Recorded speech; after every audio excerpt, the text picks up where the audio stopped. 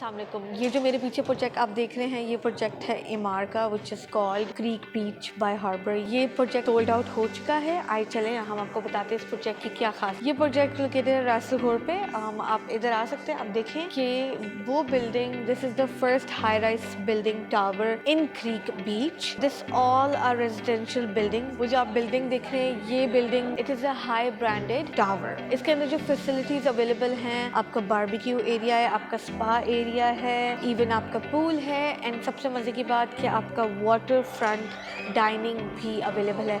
इसके अराउंड आप जितनी भी बिल्डिंग्स देख रहे हैं, सारी बिल्डिंग रेजिडेंशियल बिल्डिंग्स हैं। ये एरिया इमार ने पूरा सोल्ड आउट कर दिया है। ये पूरा बताने का मकसद यही था कि प्रॉपर्टी दुबई में बूम पे है। अगर आप इंटरेस्टेड हैं, आप प्रॉपर्टी बाय करें, उसको सेल करें या रीसेल करें, रेंट पे दें, उससे आप बहुत अच्छे पैसे कमा सकते हैं। Thank you very much.